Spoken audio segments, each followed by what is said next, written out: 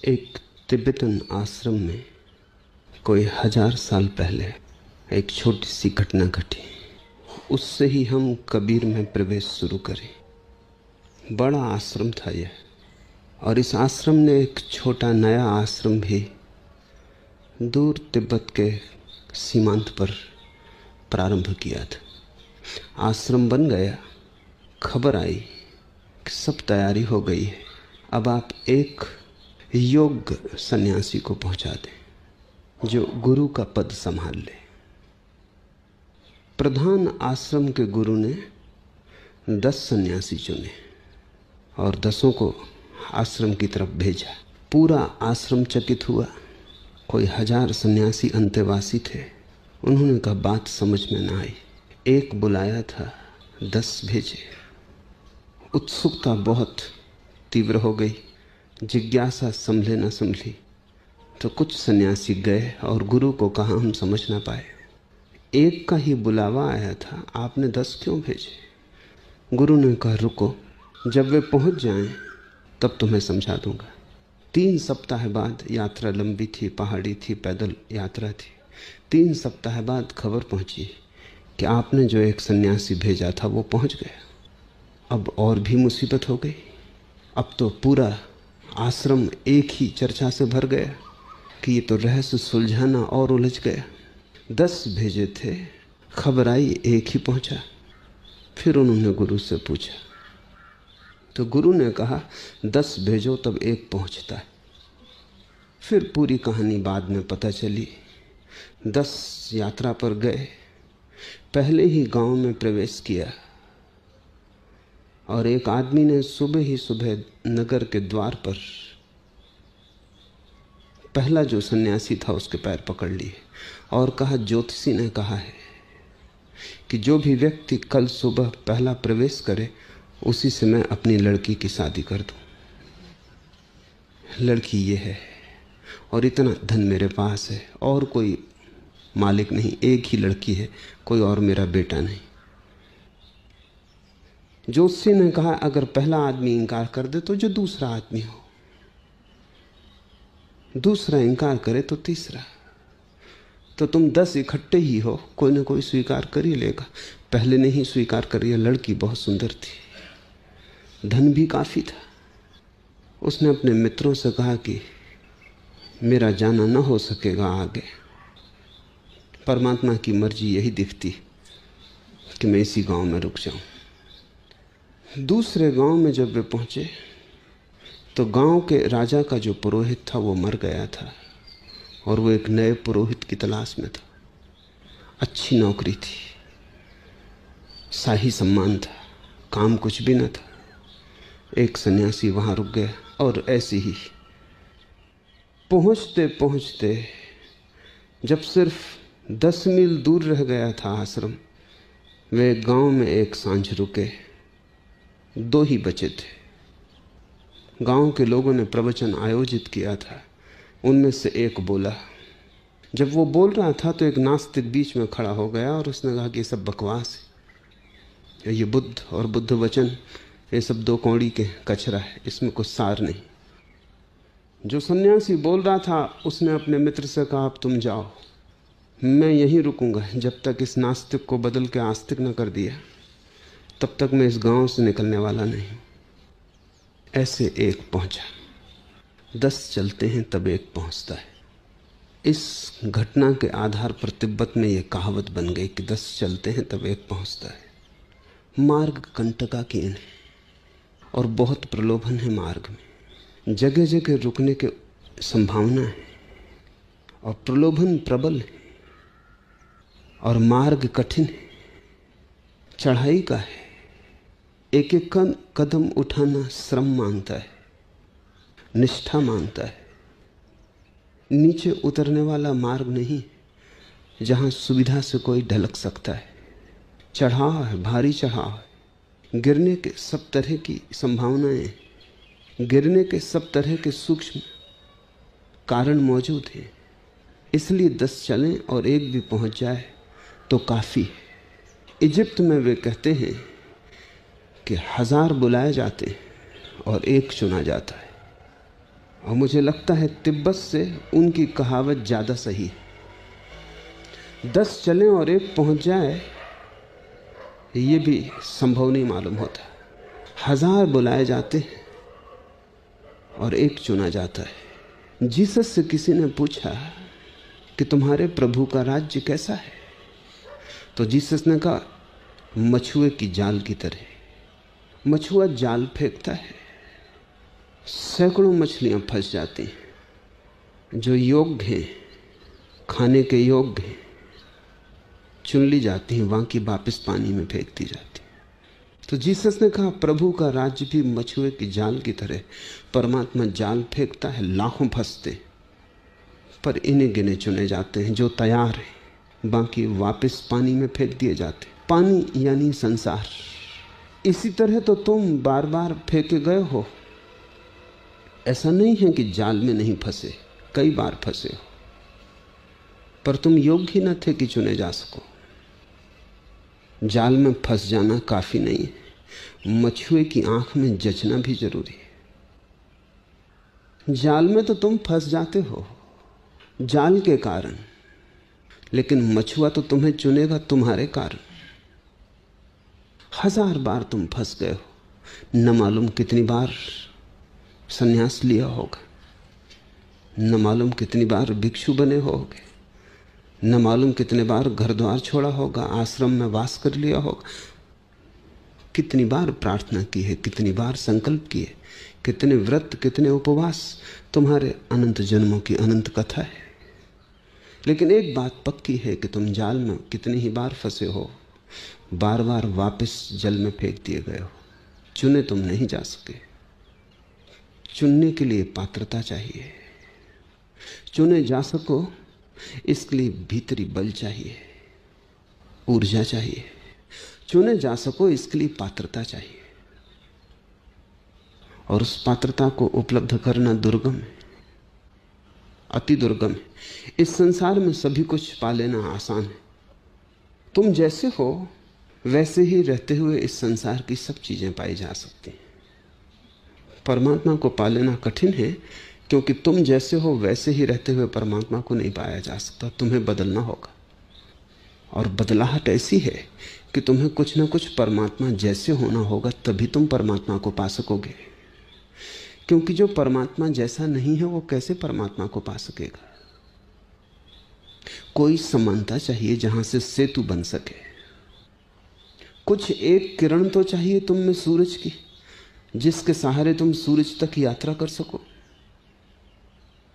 हम दूध से दही बनाते तो थोड़ा सा दही उसमें डाल देते, फिर सारा दूध दही हो जाता है। तो तुम में थोड़ा सा तो परमात्मा होना ही चाहिए, तभी तुम्हारा पूरा दूध दही हो सकेगा। उतना भी ना हो तो यात्रा नहीं हो सकती, और वहीं कठिनाई है। क्योंकि थोड़ा सा भी परमात्मा जैसा होना तुम्हारे सारे जीवन की व्यवस्था को बदलने के अतिरिक्त ना हो सकेगा। तुम्हारी पूरी जीवन की शैली और पद्धति रूपांतरित करनी होगी। इसलिए कबीर कहते हैं, तेरा जन एकाध है कोई। ऐसे करोड़ करोड़ लोग हैं, मंदिर हैं, मस्जिद हैं, गुरुद्वारे हैं, लोग प्रार्थनाएं कर रहे हैं, पूजा कर रहे हैं, अर्चना कर रहे हैं, पर तेरा जन कोई एकाध ही है। बड़ी पृथ्वी है, करोड़ों अरबों लोग हैं, मंदिरों की भी कोई कमी नहीं, प्रार्थना पूजा भी खूब चल रही है, अर्चना की धूप चल रही है, दिए चल रहे हैं, लेकिन अर्चना की आत्मा नहीं। पूजा हो रही है बाहर के मंदिर में, भीतर के मंदिर में पूजा का कोई स्वर नहीं।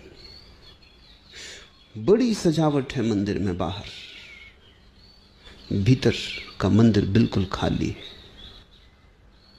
तो जाओ कितना ही मंदिरों में, पहुंच ना पाओगे, क्योंकि उसका मंदिर कोई पत्थर मिट्टी का मंदिर नहीं, उसका मंदिर तो परम चैतन्य का मंदिर है। उसका मंदिर कोई आदमी के बनाए नहीं बनता। बात तो बिल्कुल उल्टी है, उसके बनाए आदमी बनाए। आदमी उसके मंदिर बना के किसको धोखा दे रहा है? तुम्हारे बनाए मंदिरों से तुम कहीं भी ना पहुंच सकोगे। तुम्हारे बनाए मंदिर तुमसे छोटे होंगे। उचित भी है, गणित साफ है। तुम जो बनाओगे वो तुमसे बड़ा कैसे हो सकता है? बनाने वाले से है। बनाई गई चीज बड़ी नहीं हो सकती। कविता कितनी ही सुंदर हो, कवि से बड़ी थोड़ी हो पाएगी। और संगीत कितना ही मधुर हो, संगीतज्ञ से बड़ा तो ना हो पाएगा। मूर्ति कितनी ही सुंदर हो, मूर्तिकार से तो सुंदर ना हो पाएगी। बनाने वाला तो ऊपर ही रहेगा, क्योंकि बनाने वाले की संभावनाएं अभी शेष हैं, सब चुक नहीं गया। वो इससे भी श्रेष्ठ बना सकता है। जिसने एक सुंदर गीत गाया वो इससे भी 1000 सुंदर गीत गा सकता है। और वो कितने ही गीत गाए, हर गीत के ऊपर ही वो रहेगा। तुम्हारे बनाए मंदिर तुमसे बड़े नहीं हो सकते। तुम्हारी बनाई हुई परमात्मा की प्रतिमाएं तुमसे छोटी होंगी। तुम ही उनके सृष्टा हो। तुम्हारा काम, तुम्हारा क्रोध, तुम्हारा लोभ, माया, मोह सब तुम्हारी मूर्तियों में समाविष्ट हो जाएगा।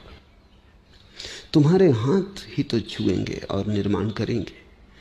तुम्हारे हाथ का जहर तुम्हारी मूर्तियों में भी उतर जाएगा। तुम्हारे बनाए हुए मंदिर तुमसे बेहतर नहीं हो सकते। और अगर तुम्हारा मन वैश्यालय में लगा है तो तुम्हारे मंदिर वैश्यालयों से बेहतर नहीं हो सकते।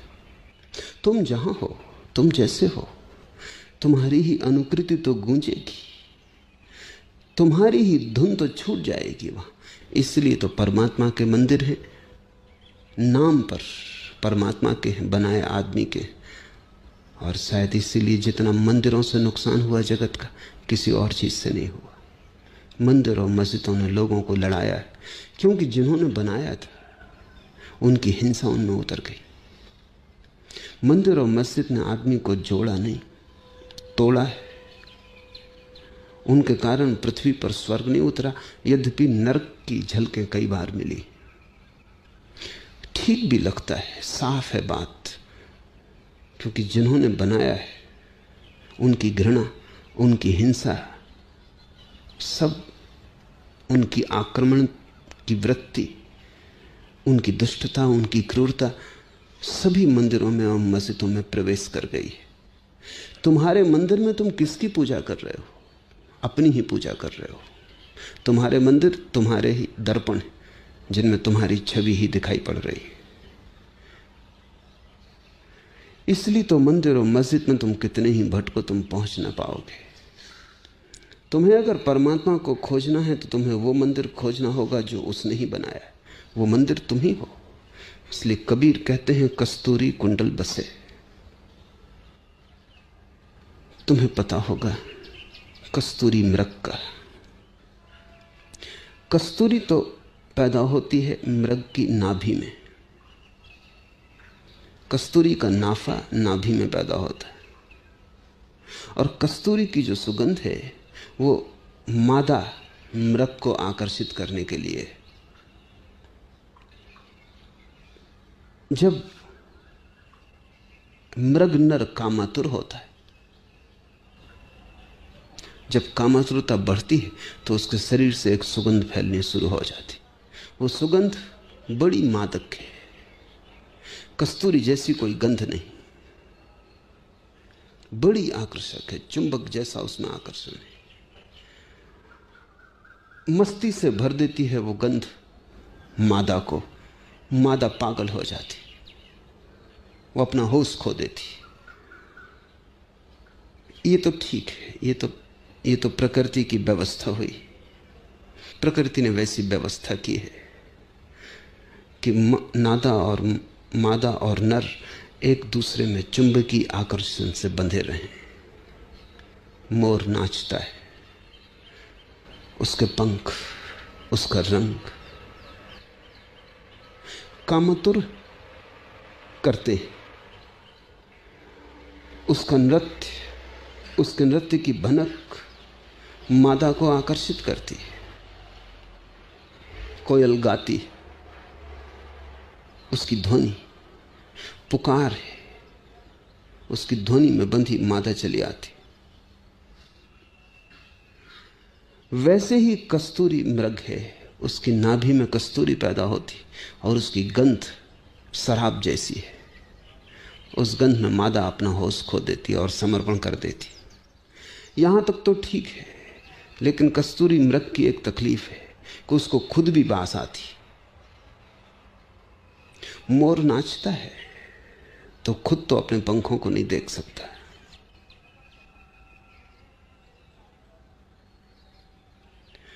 पपीहा पुकारता है या कोयल गीत गाती है तो भी कोयल को पता है कि गीत मेरा है। लेकिन कस्तूरी मृग को गंध आनी शुरू होती और उसकी समझ में नहीं आती कि गंध कहां से आ रही।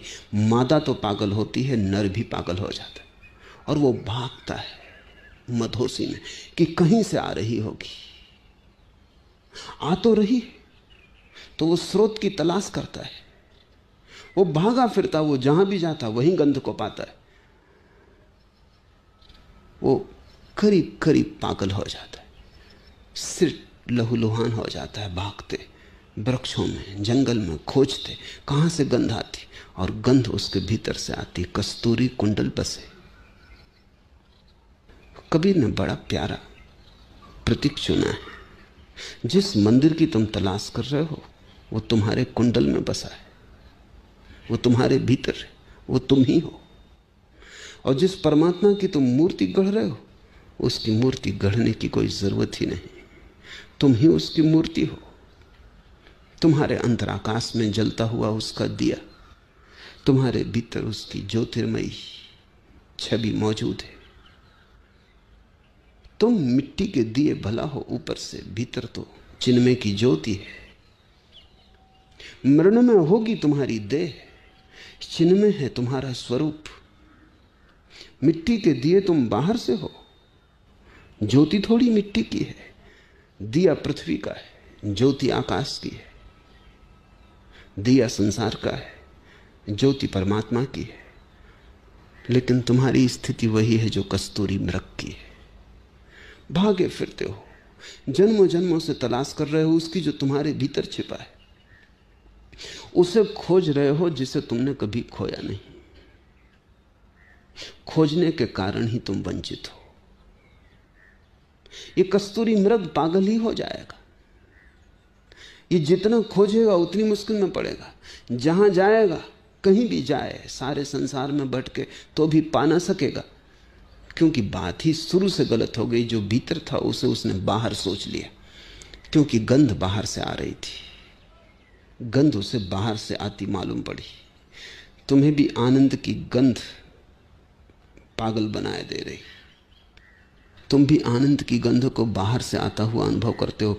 कभी किसी स्त्री के संग तुम्हें लगता है आनंद मिला, कभी बांसुरी की ध्वनि में लगता है आनंद मिला, कभी भोजन के स्वाद में लगता है कि आनंद मिला, कभी धन की खनकार में लगता है कि आनंद मिला, कभी पद की शक्ति में, अहंकार में लगता है कि आनंद मिला। बड़ा जंगल है। हर वृक्ष से तुम सिर तोड़ चुके हो, लहूलुहान हो, कभी यहां कभी वहां, कभी इधर कभी उधर खोजते हो और झलक मिलती है। झलक इसलिए मिलती है कि कस्तूरी कुंडल बसे। जहां भी जाओगे वहीं झलक मिल जाएगी। अब ये जरा कठिन है। जब तुम किसी स्त्री में पाते हो कि आनंद मिला, तब ठीक वही दशा है जो कस्तूरी मृग की है। आनंद तुम्हें अपने ही कारण मिल रहा है, क्योंकि कल तुम्हारा ही मन बदल जाएगा और इसी स्त्री में आनंद न मिलेगा। कल इसी स्त्री से तुम बचना चाहोगे। आज सब निछावर करने को राजी थे, कल इसकी शक्ल देखना मुश्किल हो जाएगी। अगर आनंद स्त्री से ही मिला था तो सदा मिलता, शाश्वत मिलता। तुम्हारे ही भीतर से कोई गंध उठी थी और स्त्री में प्रतिफलन हुआ था। तुम्हारे ही भीतर से उठी थी गंध और तुमने उसे स्त्री से आते हुए अनुभव किया था। स्त्री ने शायद तुम्हारे ही भीतर जो था उसकी प्रतिध्वनि की थी। कभी धन के संग्रह में, कभी अहंकार की तृप्ति में, पद प्रतिष्ठा में। मैंने सुना है एक जंगल में ऐसा हुआ। एक लोमड़ी ने एक खरगोश पकड़ लिया।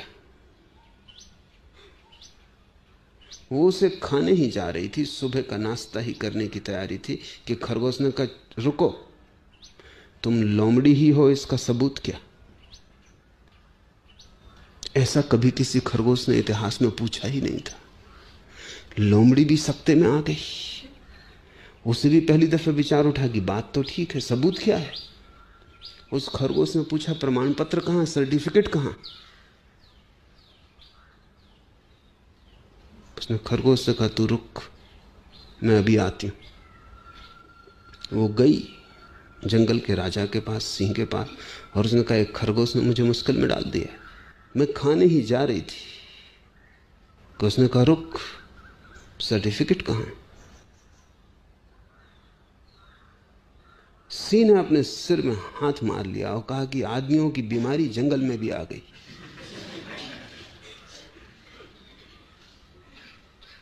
कल मैंने एक गधे को पकड़ा, वो गधा बोला कि पहले सबूत, प्रमाण पत्र क्या है?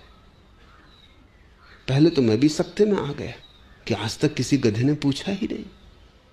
इस गधे को क्या हो गया? वो आदमी के सत्संग में रह चुका था।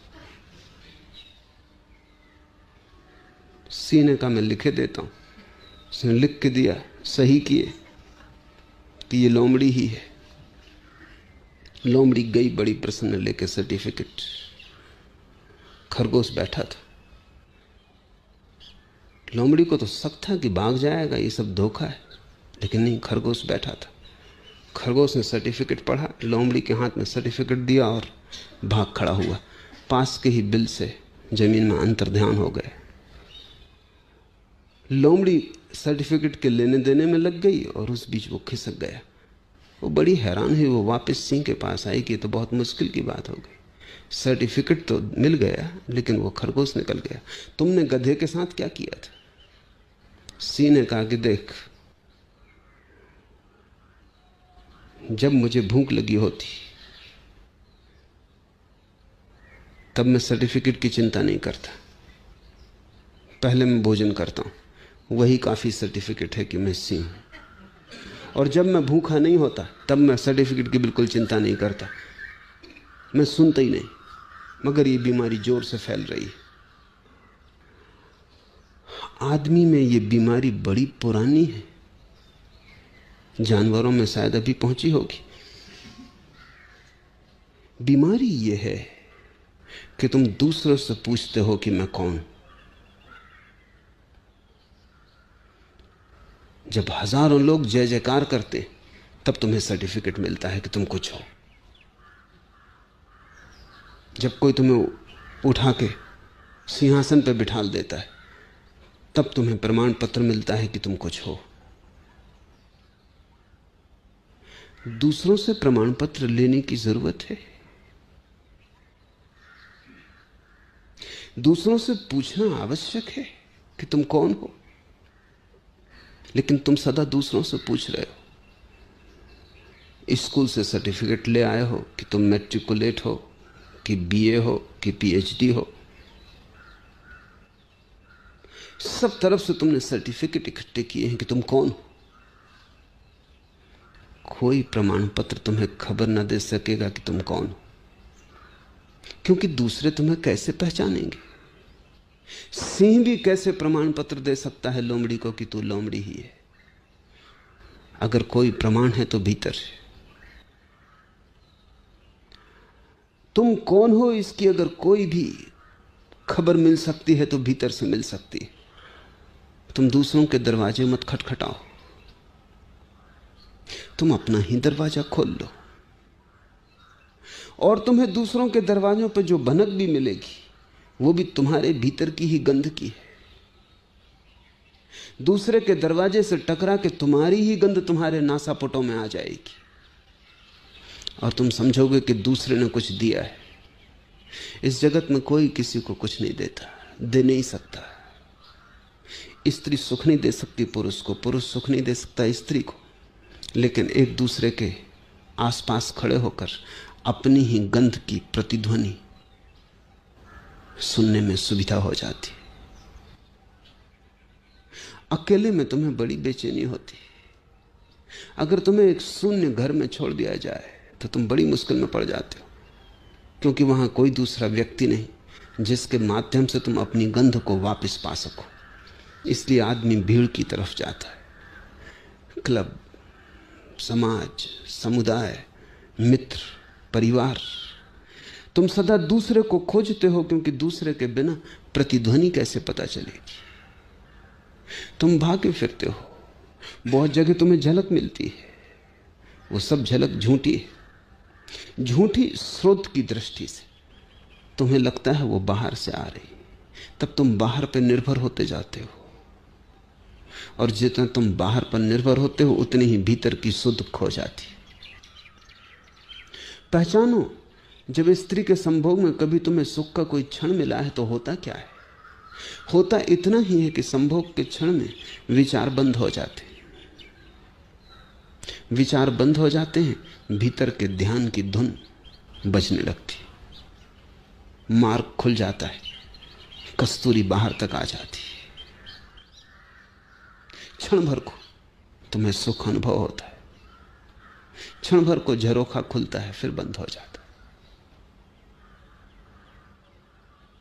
जहां कहीं भी तुमने कोई सितार बजाता हो और तुम बैठ जाते हो, लीन हो जाते हो, जैसे ही तुम लीन होते हो वैसे ही सुगंध आनी शुरू हो जाती।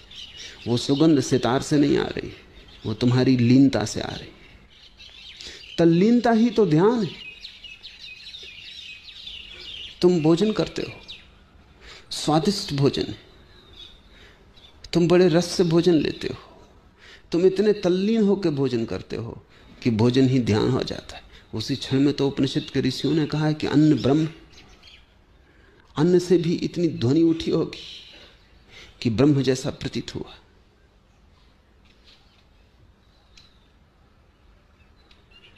होता क्या है? समझ लो कि तुम भोजन कर रहे हो, बड़ा स्वादिष्ट है, तुम बड़े तल्लीन हो, बड़ा सुख आ रहा है, स्वाद रोए रोए में डूबा जा रहा है। तभी कोई खबर लेके आता है कि बाहर पुलिस खड़ी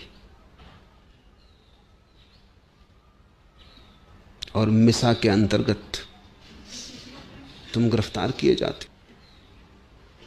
तत्क्षण स्वाद खो गया, भोजन अब भी वही है, लीनता टूट गई। भोजन वही है, जीव वही है, शरीर में अब भी वही रस काम कर रहे हैं, लेकिन लीनता टूट गई। अब भोजन में कोई स्वाद नहीं, भोजन बेस्वाद हो गया। अब भोजन में नमक है या नहीं तुम्हें पता ना चलेगा। अचानक क्या बदल गया? सब तो वही है। और फिर एक आदमी भीतर आता है, वो कहता घबराओ मत, सिर्फ मजाक की थी, कोई पुलिस नहीं आई है, कोई मिसा के अंतर्गत गिरफ्तार नहीं किए गए। फिर लीनता आ गई। जो भोजन बेस्वाद हो गया था, बड़ा फासला हो गया था, वो फिर स्वादिष्ट हो गया। फिर तुम मग्न हो, तुम ही दान देते हो, तुम ही भोग करते हो, तुम ही पहले भोजन में रस डाल देते हो लीनता के द्वारा, फिर तुम ही स्वाद लेते हो।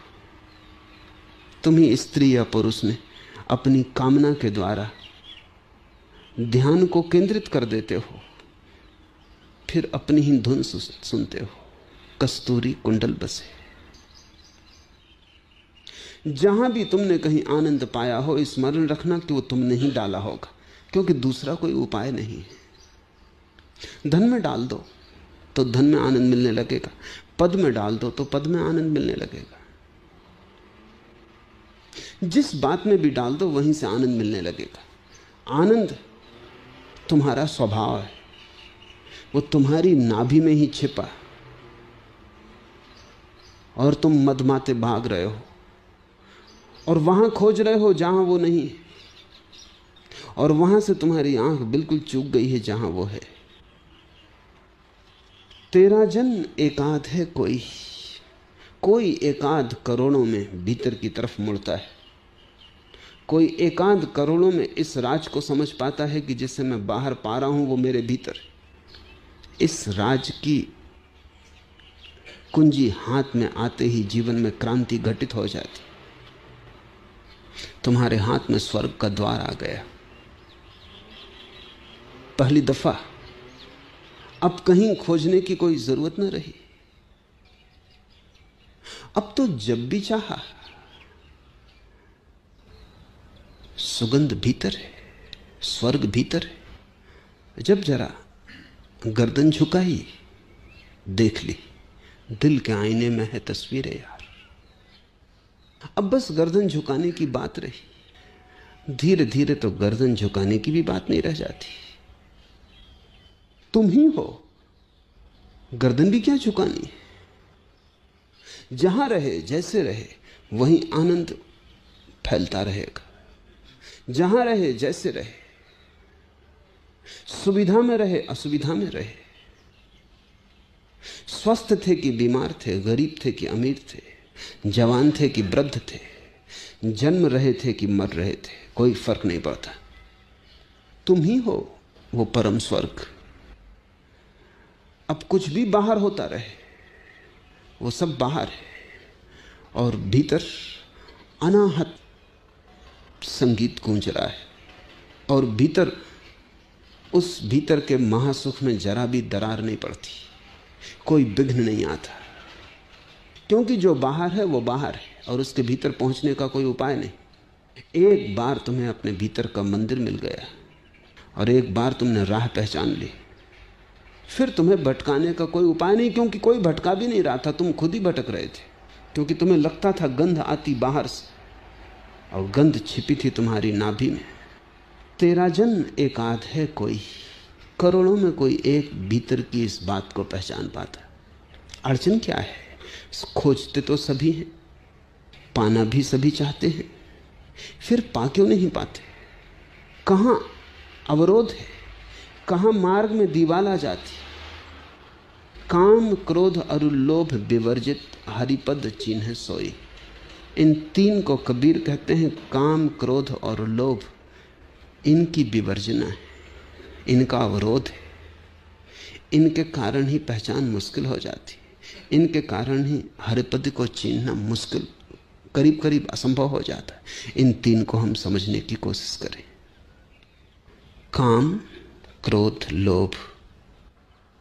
काम है जो हमारे पास है उससे ज्यादा पाने की आकांक्षा, जो मिला है उससे तृप्त न होना काम है, जो है उससे असंतोष काम है। इसलिए मोक्ष की कामना भी कामना ही है, परमात्मा को पाने की इच्छा भी काम है। धन पाने की इच्छा तो काम है ही, स्त्री पाने की, पुरुष पाने की इच्छा तो काम है ही, परमात्मा को पाने की इच्छा, मोक्ष को पाने की इच्छा भी काम। काम का अर्थ इतना ही है कि जो है उतना काफी नहीं, और अकाम का अर्थ है जो है वो काफी से ज्यादा है। जो है वो परम तृप्ति दे रहा है, जो है वो परितोष दे रहा है। उतने से हम राजी ही नहीं हैं, हम प्रफुल्लित हैं। जो मिला है उससे हम अनुग्रहित, फिर काम विसर्जित हो जाता है। इसलिए ध्यान रखना, दो तरह के कामी हैं, सांसारिक और धार्मिक। सांसारिक कामी बाजार में बैठा है, वो धन इकट्ठा कर रहा है, पद प्रतिष्ठा इकट्ठा कर रहा है, मकान बड़े से बड़ा किए चला जा रहा है।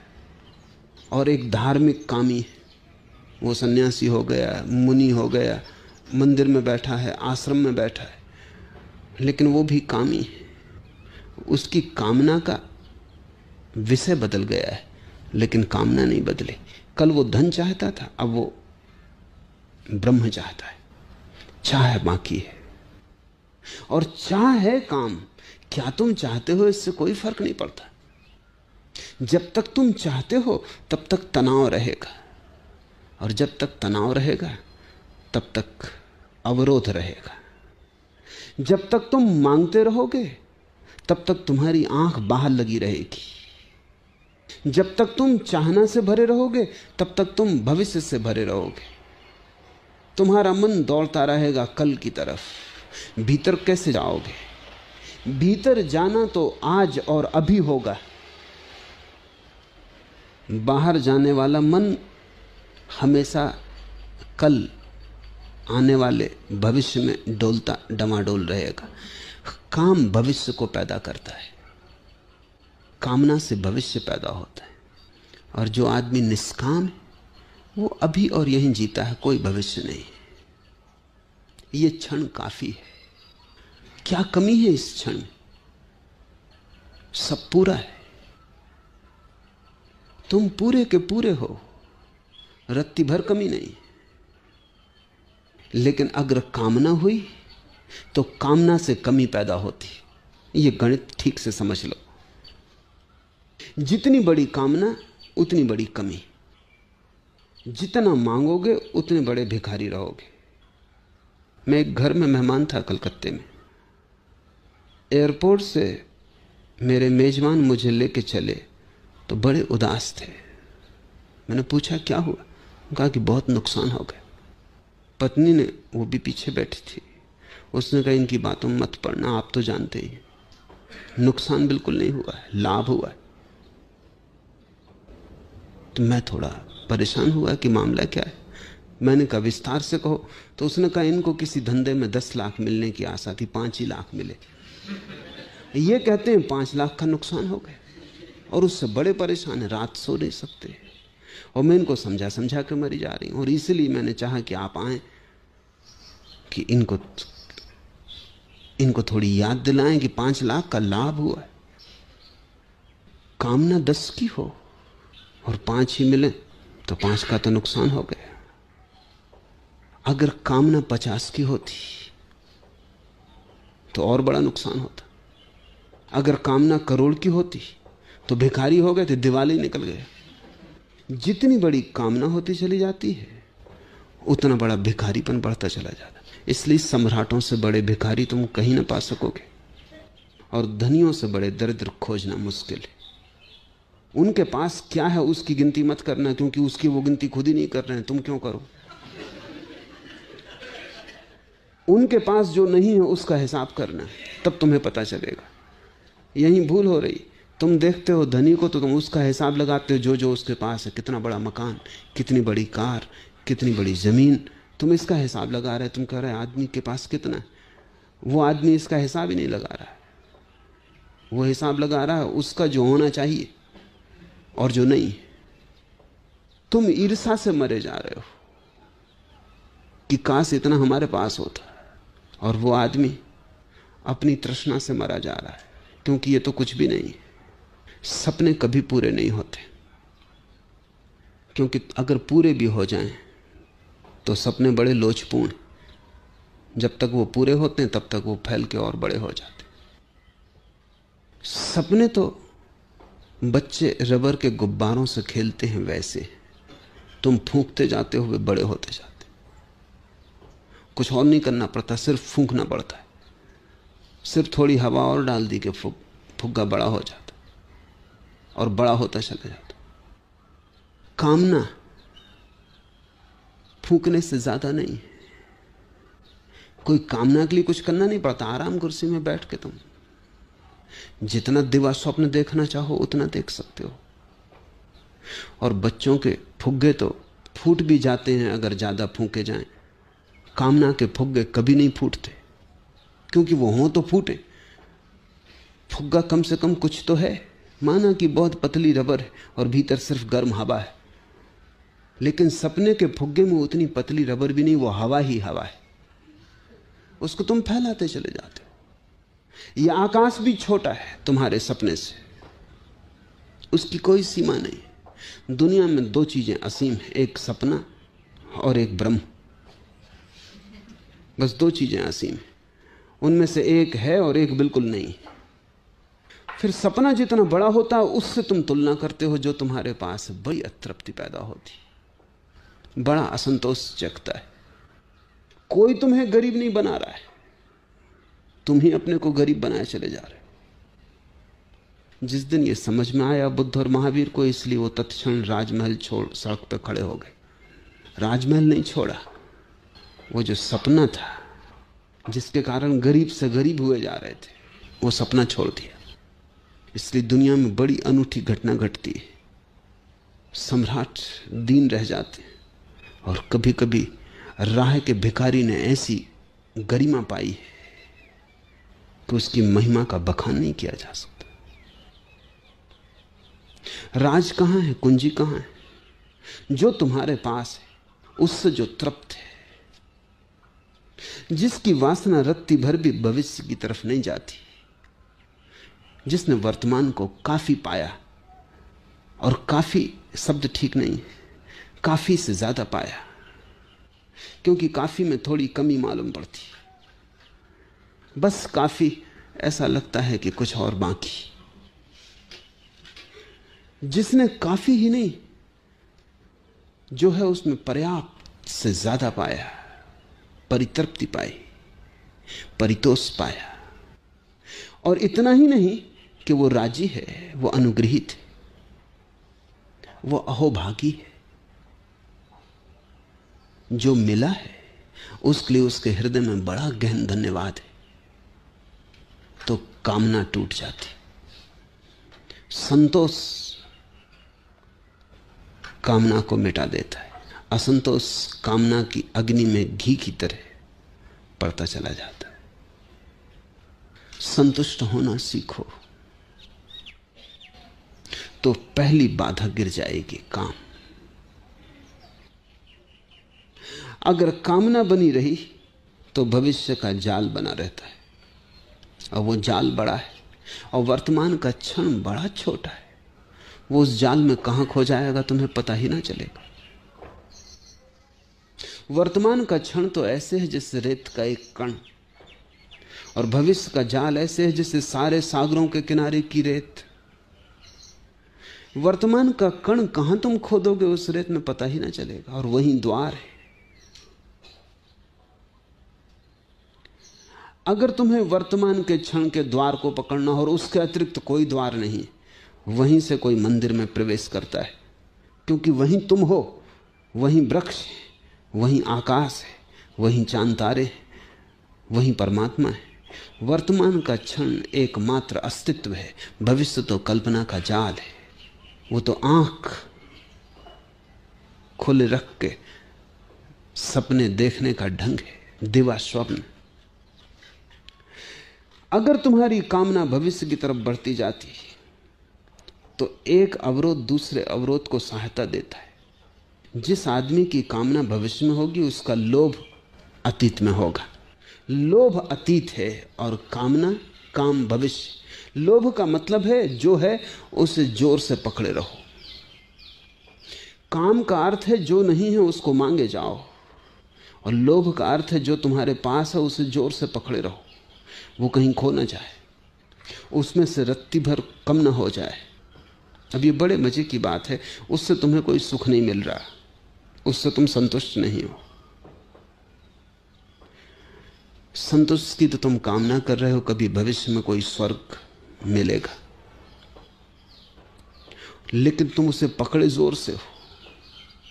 आदमी अतीत को पकड़े रखता है, और जो जो उसने अतीत में कमाया है, धन पद ज्ञान त्याग जो भी, उसको संभाले रखता है कि कहीं ये ना खो जाए। आंखें लगी रहती हैं भविष्य पर और पैर अड़े रहते हैं अतीत में। दोनों हाथों से अतीत को पकड़े रहते हो और दोनों आंखों से सपना देखते रहते हो भविष्य का, और इन दोनों के बीच में क्षण है एक, जहां अस्तित्व समाधि में सदा ही लीन है, जहां अस्तित्व क्षण भर को भी कपा नहीं है, जहां निष्कंप चैतन्य की ज्योति जल रही, जहां मंदिर का द्वार खुला है। संकीर्ण है वो द्वार। जीसस ने अपने शिष्यों से कहा है, नैरो इज माई गेट, संकीर्ण है मेरा द्वार। Straight is the way but narrow is my gate. मार्ग तो सीधा साफ है, लेकिन द्वार बहुत संकीर्ण। वो तो कबीर कहते हैं, प्रेम गली अति सांकरी ता में दो न समाए। बड़ी संकीर्ण है गली, वहां दो भी साथ न जा सकेंगे। जीसस ने कहा है सुई के छेद से ऊंट निकल जाए, लेकिन धनी स्वर्ग के द्वार से न निकल पाएगा। आखिर धनी पे ऐसी क्या नाराजगी? धनी से प्रयोजन है जिसने पकड़ रखा है अतीत को, लोभ को। लोभ और काम एक ही सिक्के के दो पहलू हैं। एक अतीत की तरफ देख रहा है कि जो है वो खो ना जाए, दमड़ी दमड़ी को पकड़े हुए, और काम भविष्य की तरफ देख रहा है कि जो है उससे ज्यादा होना चाहिए। इन दोनों के भीतर, इन दोनों के बीच खिंचे हुए तुम हो। अगर तुम्हारा जीवन बिल्कुल संकट में पड़ा है तो कुछ आश्चर्य नहीं। अगर तुम इस तरह खिंचे जा रहे हो दो अभावों के बीच, अतीत जा चुका, उससे तुमने जो भी इकट्ठा कर लिया है कचरा है, भविष्य आया नहीं। तुम जो भी सोच रहे हो सिर्फ सपना है। उन दोनों के बीच तुम खिंचे जा रहे हो, तुम्हारी दुर्गति हुई जा रही। फिर तुम कहते हो बड़ी चिंता है, बड़ा संताप है, होगा ही। आश्चर्य है कि तुम जिंदा कैसे हो। मनस्विद जितना अध्ययन करते हैं उतना ही वो पाते हैं। पहले तो 50 साल पहले मनस्विद लिखते थे कि इतने ज्यादा लोग पागल होते हैं। क्यों? अब वो लिखते हैं कि इतने लोग पागल नहीं होते, थोड़े ही पागल होते हैं, बाकी तो नहीं पागल होते। क्यों? क्योंकि स्थिति तो ऐसी है कि सभी को पागल होना चाहिए। पागल हैं ही, कमोबेश मात्रा का फर्क है। थोड़ा अपने को कोई ज्यादा संभाले हुए है, कम पागल दिखाई पड़ता है, लेकिन भीतर सारा पागलपन उबल रहा है। कब विस्फोट होगा कोई भी नहीं जानता, किसी भी क्षण हो सकता है। वो तो अच्छा है कि मौत जल्दी आ जाती। थोड़ा सोचो कि जिंदगी अगर 200 साल की हो तो तुम एक आदमी ना पाओगे जो बिना पागल हुए मर जाए। तो जिंदगी कम है। अगर जिंदगी 1000 साल की हो तो जमीन बिल्कुल पागलों से भर जाएगी। पागल खाने बनाने की जरूरत ना होगी, बुद्ध खाने बनाना पड़ेंगे। कुछ लोग जो ठीक हालत में हैं उनको बचाना पड़ेगा कि इनको एक दीवार बना के अंदर बिठा दो, नहीं तो ये पागल मार डालें। दीवार के बाहर पागल खाना, दीवार के भीतर बुद्ध खाना बनाना पड़ेगा। उम्र कम है, जल्दी चुक जाती।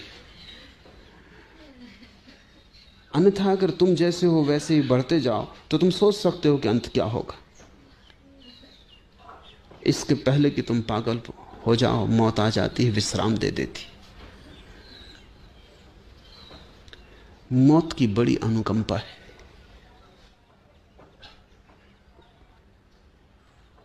काम और लोभ, काम तो संतोष से चला जाता है, लोभ कैसे जाएगा? सिर्फ संतोष काफी नहीं है। लोभ का अर्थ है तुम पकड़ते हो, तुम्हारी देने की क्षमता खो गई, तुम बांट नहीं सकते। और जो आदमी बांट नहीं सकता वो अपनी चीजों का मालिक नहीं, गुलाम है। जब तुम देते हो तभी तुम पहली दफा मालिक होते हो। तुमने जो चीजें दे दी उन्हीं के तुम मालिक हो। देने से पहली दफा मालिकियत पता चलती, वही दे सकता है जो मालिक है। जो मालिक ही नहीं है वो कैसे दे सकता है? इसलिए कृपण से ज्यादा कुरूप इस जगत में कोई दूसरा व्यक्तित्व नहीं है। कृपणता सबसे बड़ी कुरूपता है। जीवन का सारा सौंदर्य खो जाता है। कंजूस की शक्ल देखो, उसका जीवन का ढांचा देखो, उसमें तुम्हें कहीं भी कोई सौंदर्य न दिखाई पड़ेगा। उसमें तुम्हें कहीं प्रेम की गंध न मिलेगी, क्योंकि कंजूस प्रेम नहीं कर सकता। क्योंकि प्रेम में खतरा है, बांटना पड़े, देना पड़े। प्रेम में यह खतरा है कि दूसरा पास आएगा तो कुछ ना कुछ ले जाएगा। मैं एक घर में रहता था, घर के जो मालिक थे उनको मैंने कभी नहीं देखा कि वो अपने बच्चों से बात करते हों या अपनी पत्नी के पास बैठते हों।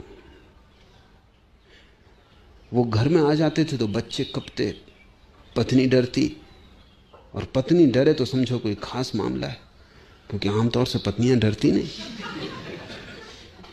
कभी कभार ऐसा होता है, 100 में एक आध मौके पे कि पत्नी डरे। पत्नी डरती, नौकर कपते, और उनको मैंने कभी नहीं देखा कि वो राह से निकलते कि इधर उधर देखते हो। बिल्कुल सीधा वो अपना एकदम चले जाते तीर की तरह। मैंने उनसे पूछा कि मामला क्या है, तो उन्होंने कहा कि अगर जरा हंस के पत्नी से बोलो, कहती है फलाना गहना ले आओ, ये करो। हंस के बोले कि फंसे तो चेहरा सख्त रखना पड़ता है। अगर बच्चे को जरी पीठ थपथपाओ, वो खीसे में हाथ डालता। अगर नौकर की तरफ देख भी लो, वो तैयार खड़ा है कि तनख्वाह बढ़ाओ। मगर इस आदमी की जिंदगी सोचो, पैसा तो ये बचा लेगा और सब खो जाएगा। इसकी जिंदगी में कोई सुख का क्षण नहीं हो सकता, क्योंकि जो अपने बच्चे की पीठ थपथपाने में भी भयभीत होता हो, जो पत्नी के पास बैठ के मुस्कुराने से डरता हो, ये आदमी ना हुआ, एक तरह का पत्थर हो गया।